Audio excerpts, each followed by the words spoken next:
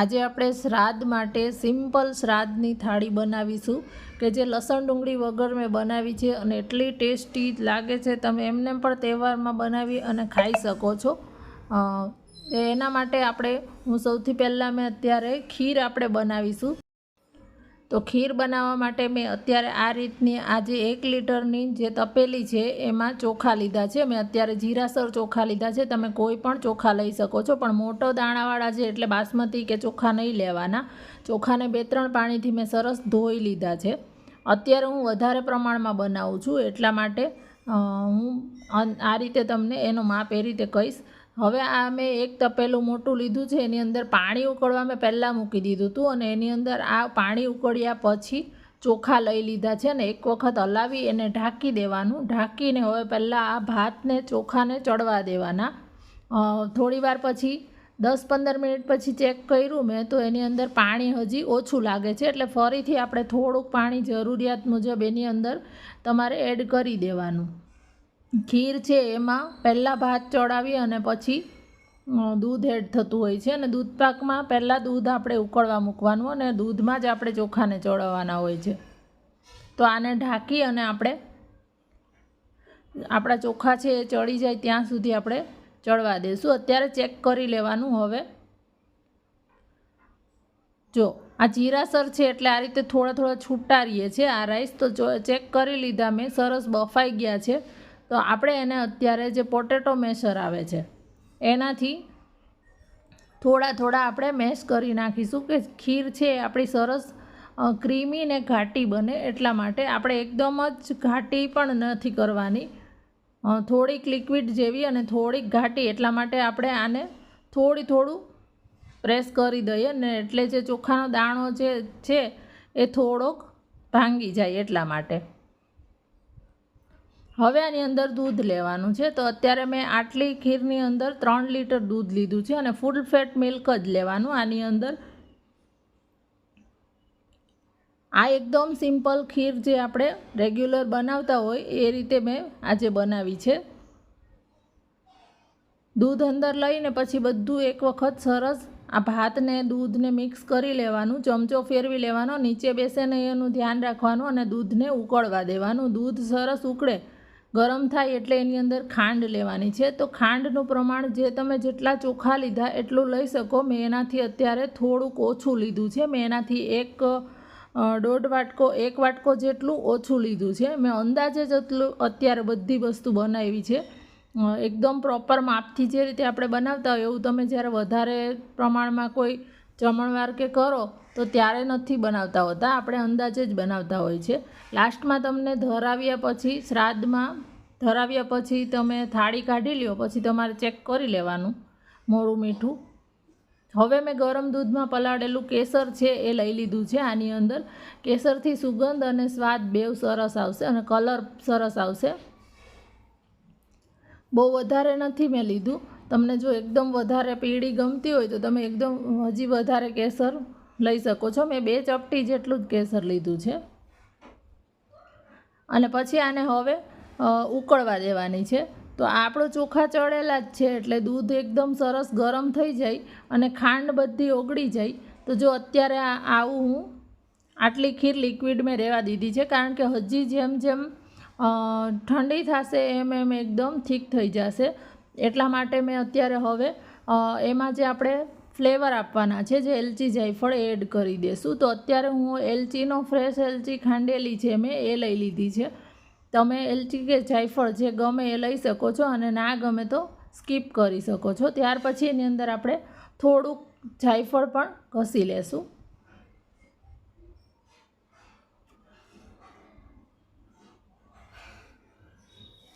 આમાં કોઈ એક વસ્તુ ગમે તમને એલચી કે જાયફળ તો કોઈ એક વસ્તુ પણ લઈ શકો છો તમે. હવે આ બધું સરસ મિક્સ કરી દેવાનું અને વચ્ચે હલાવતું રહેવાનું કે નીચે ચોખા છે એ બેસી ના જાય. એટલા માટે અત્યારે તમે જો એકદમ જ લિક્વિડ હજી છે, આવી દૂધપાક જેવી છે જ. ઉપરથી આપણે હવે ચારોળી લઈ લેશું. ચારોળીથી પણ અંદર ખીરમાં જ્યારે ચારોળી આવશે ત્યારે ક્રંચ બહુ સરસ લાગશે. અને બદામની જે કતરણ છે એ મેં લઈ લીધી છે. આ ખીર ચડતી હતી ત્યાં સાઈડમાં આપણે બદામની કતરણ કરી લીધી છે, બટાકા સમારીને રાખી દીધા છે, બધું સાઈડમાં આપણે કરતું જવાનું. ત્યાર પછી આપણે ઉપર કાજુની જે કતરણ છે એ પણ લઈ લેશું. આ આપણી ખીર છે હવે ગેસ બંધ કરી દેવાનો છે, આને સાઈડમાં મૂકી દેવાની છે ઠંડી થવા માટે. અને ત્યાં સુધી હવે આપણે બટાકા સમારી લીધા છે એટલે કુકરમાં શાક વઘારી લઈએ છીએ. તો અત્યારે આપણે લસણ ડુંગળી વગરનું જે બટાકાનું પ્રસંગમાં બનતું હોય એ રીતનું શાક બનાવીશું. એકદમ જ સિમ્પલ, વધારાના કોઈ મસાલા વગરનું, છતાંય એટલું ટેસ્ટી લાગે છે. તો આ મેં અત્યારે 3 કિલો બટાકા સમારીને કાચા જ લીધા છે. તેલ ગરમ કરવા મૂકી દીધું છે ને તેલ ગરમ થાય એટલે એની અંદર તમાલપત્ર અને સૂકા લાલ મરચાં લેવાના છે. ત્યાર પછી એની અંદર 3 મોટી ચમચી જેટલી રાઈ લેવાની છે. આ શાકની અંદર રાઈનો જ સરસ ફ્લેવર આવશે. રાઈ બધી ફૂટે એટલે એની અંદર 1 નાની ચમચી હિંગ લેવાની છે અને હળદર લેવાની છે. મસાલાનું પ્રમાણ અત્યારે જેટલી ક્વોન્ટિટીમાં તમે બનાવતા હો એ પ્રમાણે લેવાનું છે. ત્યાર પછી આ પાણી નીતાળેલા બટાકાનો એક વઘાર કરી દેવાનો. બીજા બટાકા પછી લેવાના. પહેલાં એક વખત વઘાર પૂરતા થોડાક એડ કરી અને આ રીતે ઢાંકી દેવાનો કે જેથી એની અંદર બધો વઘાર સરસ બેસી જાય, બહાર ઉડી ના જાય. એક વખત ચમચો ફેરવી લેવાનો છે. અને હવે બાકીના જે બધા બટાકા છે આપણા, એ બધા જ બટાકા આપણે આની અંદર પાણી નીતારી અને લઈ લેવાના છે. બધા બટાકા અંદર એડ કર્યા પછી આ રીતે એક વખત સરસ મિક્સ કરી દેવાનું.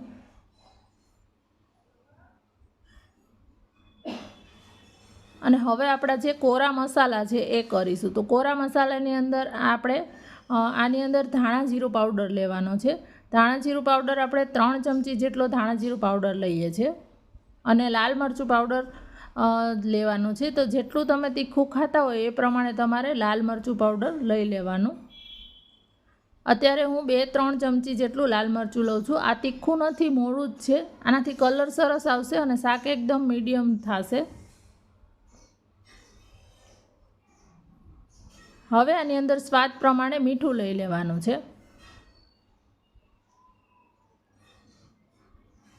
આ જે શાક છે એ ડુંગળી લસણ વગર કરશું, પણ છતાં એટલું મસ્ત લાગે છે. આ શાક એમને તમે ભાત અથવા ખીચડી સાથે પણ આ બનાવીને ખાજો તો પણ એટલું મસ્ત લાગે છે. હવે આ બધું સરસ એક વખત મિક્સ કરી લેવાનું છે.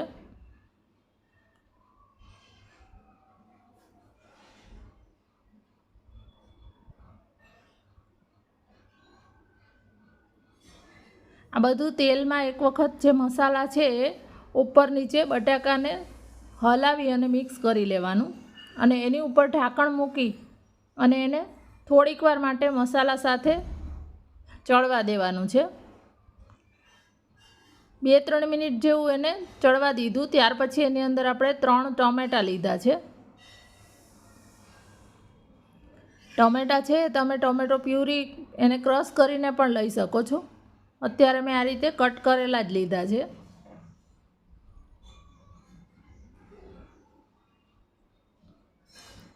આ શાકની અંદર અત્યારે મેં તેલનું પ્રમાણ થોડુંક વધારે રાખ્યું છે. તમે ઓછું પ્રમાણ લઈને પણ કરી શકો છો.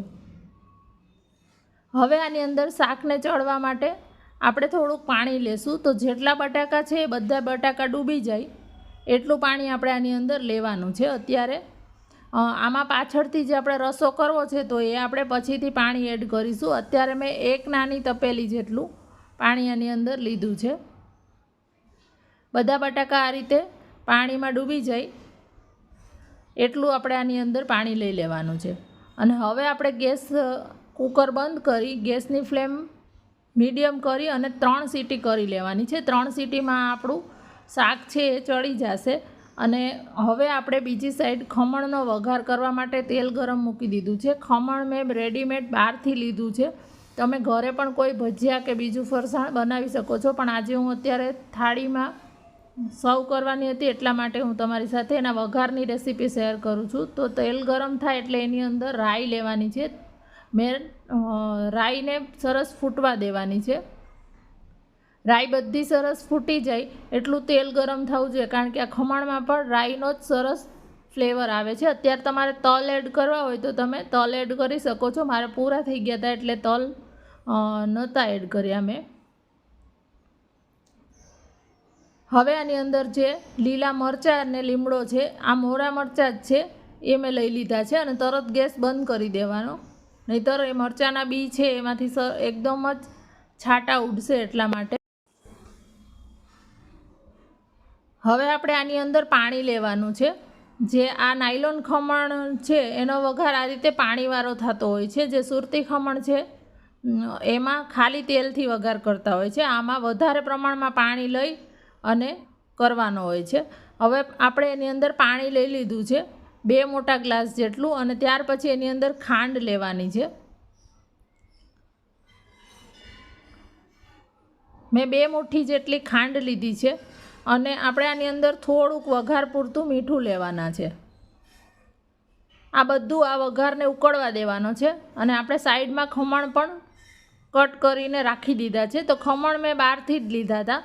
આ અત્યારે 2.5 કિલો ખમણ છે, એનો આપણે વઘાર તૈયાર કરેલો છે.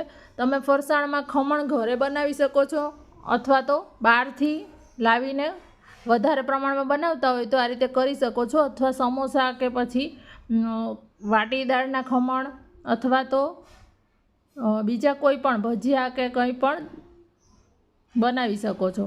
આપણે વઘાર છે એ બધો ખમણ ઉપર એડ કરી દેવાનો છે. થોડોક વઘાર રહેવા દેવાનો કે લાસ્ટ નીચે કોરા ના રહી જાય એટલા માટે.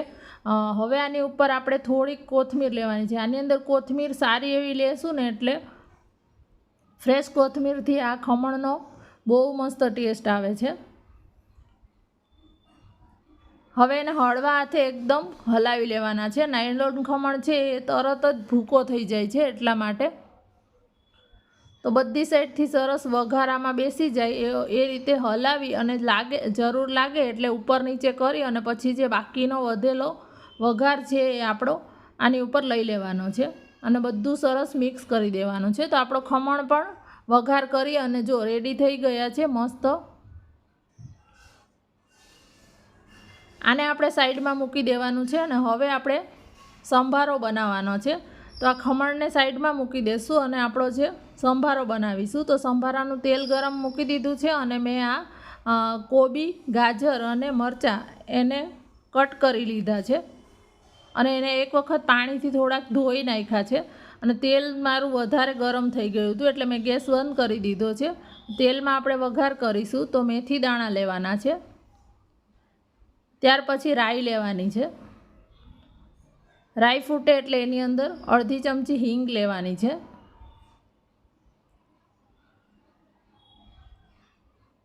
એક નાની ચમચી જેટલી હળદર લેવાની છે. અને હવે આપણે સંભારાના જે વેજીટેબલ્સ છે આની અંદર લઈ લેવાના છે. અત્યારે મેં લીલા અને લાલ 2 મરચાં લીધા છે. તમે કોઈ પણ એક પણ લઈ શકો છો.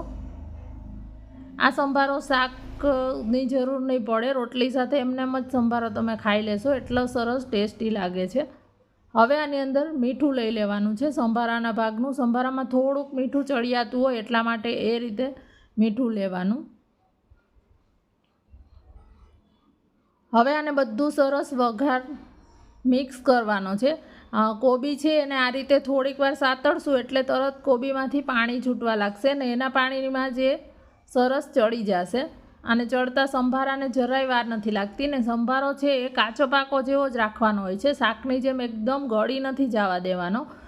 આજે ગુજરાતી સંભારા છે એ અલગ અલગ જાતના બહુ બધા સંભારા ગુજરાતી લોકો બનાવતા હોય છે અને સ્વાદમાંય બહુ મસ્ત લાગે છે. એને ઢાંકીને થોડીક વાર ચડવા દીધો છે અને એમાં જે પાણીનો ભાગ છે એ હવે બળી જવા દેવાનો છે. સંભારો એક વખત ગાજર ચડી જાય ત્યાં સુધી ઢાંકીને ચડવાનો. ત્યાર પછી એને ખુલ્લું જ ચોળવી અને જો ગાજર સરસ ચડી ગયું છે એટલે મેં એને ખુલ્લું જ એમને 5-1 મિનિટ જેવો ચડવા દીધો એટલે એનું બધું પાણી બળી ગયું ને આટલો મસ્ત આપણો સંભારો છે એ તૈયાર થઈ ગયો છે. જો આપણો સંભારો પણ બની ગયો છે અને કૂકર પણ આપણું સરસ, શાકનું કૂકર જે છે 3 સીટી થયા પછી ઠંડુ થઈ ગયું છે અને ઠંડુ થવા દેવાનું. અને આપણા બટેકા છે એ ચેક કરી લેવાના, સરસ ચડી ગયા છે એટલે એને મેં મોટા તપેલામાં બીજામાં કાઢી લીધા, કારણ કે મારે રસો કરવો હોય તો કૂકરમાં ના ફાવે એટલે. અને આમાંથી થોડાક બટેકાને આ રીતે મેશ કરી દેવાના છે કે જેથી એનો રસો છે એ સરસ ઘાટો થાય. થોડાક જ બટાકાને આ રીતે મેશ કરી લેશું. અને હવે આમાં જો રસો કરવો હોય તો ગરમ પાણી એડ કરવાનું, ઠંડુ નહીં એડ કરવાનું. મેં થોડી વાર પછી રસો કર્યો ત્યારે મેં એની અંદર ગરમ પાણી એડ કરી દીધું હતું. અને ઉપરથી આપણે ફ્રેશ કોથમીર લઈ લેવાની છે. તો આપણું શાક પણ મસ્ત તૈયાર થઈ ગયું છે બટેકાનું. હવે આને પણ આપણે સાઈડમાં મૂકી દઈશું અને આપણો પૂરીનો લોટ તૈયાર કરીશું. તો એકદમ ફૂલેલી એવી આપણી પૂરી માટે અત્યારે ઘઉંનો રોટલીનો લોટ લીધો છે અને એની અંદર આપણે સ્વાદ પ્રમાણે મીઠું લઈ લઈએ છીએ. ત્યાર પછી મસાલાવાળી અત્યારે પૂરી કરીએ છીએ એટલે આપણે ધાણા જીરું પાવડર લઈએ છીએ. તો 1.5 ચમચી 2 ચમચી જેટલું ધાણા જીરું પાવડર, અડધી ચમચી લાલ મરચું પાવડર અને 1 નાની ચમચી જેટલી હળદર લીધી છે. ત્યાર પછી અડધી ચમચી હિંગ લીધી છે. હવે આની અંદર તેલનું મોણ લેવાનું છે.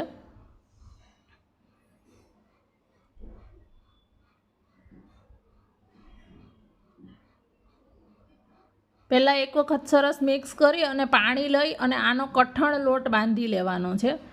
પૂરી જ્યારે બનાવીએ તો સરસ ફૂલેલી પૂરી કરવી હોય તો પહેલાં કઠણ લોટ બાંધવાનો. આ જે રેગ્યુલર જેમ આપણે લોટ બાંધતા હોય એ જ રીતે મેં લોટ છે એ બાંધી લીધો છે. જો આ રીતે આટલો કઠણ લોટ બાંધવાનો અને હવે એની અંદર તેલ લઈ અને એને એકદમ સરસ મસળવાનો છે.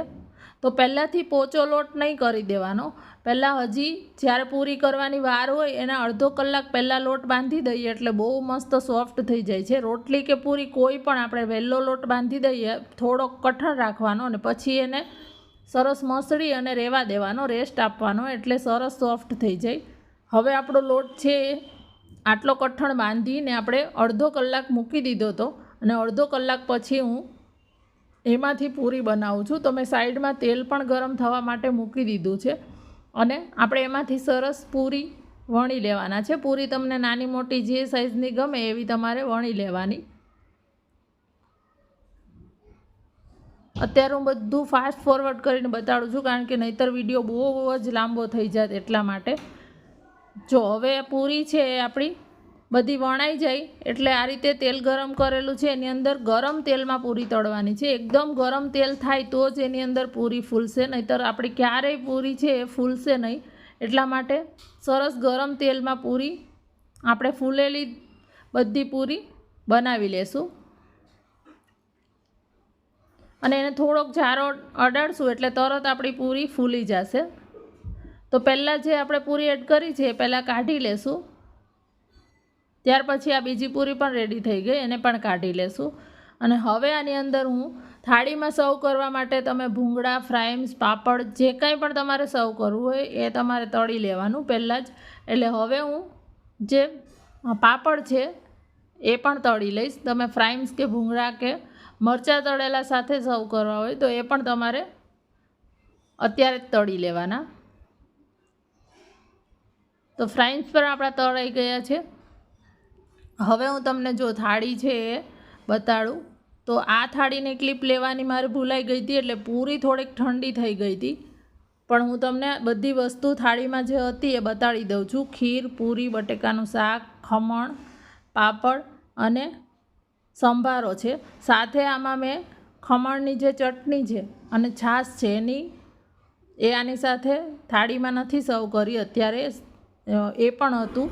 વિડીયો ગમે તો એક લાઈક કરી દેજો, કોમેન્ટમાં સજેશન્સ પણ આપજો અને મારી આ સિમ્પલ થાળી કેવી લાગી એ કહેવાનું ના ભૂલતા.